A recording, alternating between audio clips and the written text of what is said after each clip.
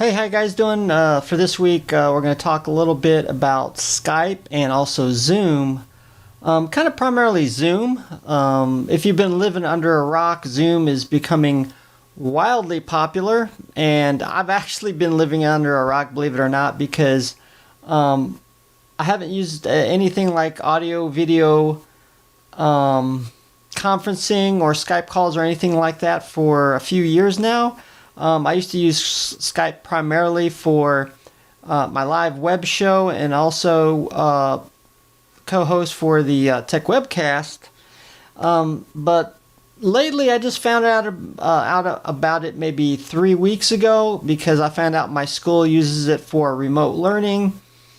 And also a couple of 2 or 3 news articles on Zoom as well. So that's why I got really interested in it. And I downloaded it and I'm using it regularly just to check it out. Now, I think the reason why Zoom got so popular was its ease of use and simplicity for almost anybody to use it. They can send like email or other ways a link. And participants don't even need to download it or sign up for anything. It's just basically they'll send the link and go to it. Now, I believe if you use Zoom, you have to have link it to some sort of an account, such as Facebook or your Google account, username and password, and it will work. The host does that. The participants don't necessarily need to do that. Now, of course, Skype's been bought many years ago by Microsoft, and it tends to get a little bit bloated, and while it does seem to have a lot more options compared to something such as Zoom, the ease of use and simplicity isn't quite there, and it's quite a bit harder to use for new users. So I think that's why Zoom caught on so quickly. Of course, now that everybody's home and social distancing, people need to communicate in different ways. Obviously, not just cell phones, but for business meetings, schools and universities for remote learning, and so on. And so now Skype has a way you can use their Skype technology without signing up anything or having an account or even downloading anything. You simply go to a certain part of their website and you can start a conference right then and there, and then you could email or send a link to whoever's going to be participating in this conference call. Now, I think also there was some big security issues recently with Zoom, and even the CEO recognized that while it had that simplicity and ease of use, that's the very thing that causes a lot of the security issues. Now, I can't blame Zoom for everything, a lot of the security issues, because a lot of it's due to the users themselves. For instance, in one case, a user screenshot captured their monitor and then uploaded to social media. Of course, it had that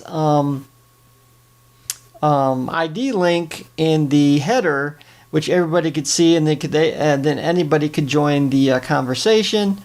I believe that particular one was password protected, however, so it didn't necessarily work. Another case scenario is somebody, the host Zoom conference caller would send a link through the email, and if that person email was already hacked, they could get the ID link that way. So I'm not blaming it 100% on Zoom. Of course, they have changed a lot of things. In fact, they recently did an update to help address those security issues. For instance, removing that secure ID link in the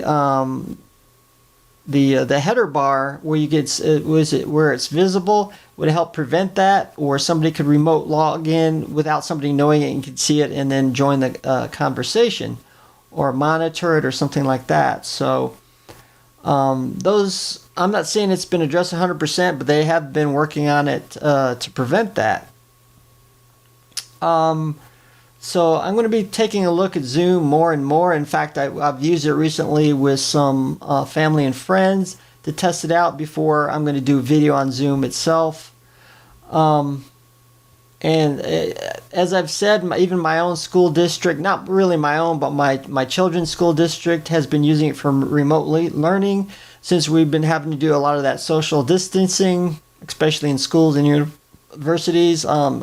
He's in pre-K, believe it or not. So they've been using Zoom to remotely teach and conference with the parents, and they've been emailing, sending links for a lot of their schoolwork. So I love competition between different applications. For instance, Skype. Of course, it's been prevalent for so long, but something new comes out, such as Zoom, and becomes popular. So that kind of forces Microsoft with their Skype to new and different ways to improve, not necessarily Skype itself, but another way of doing something similar that Zoom's doing. So thanks for watching, and see you guys later, and stay safe.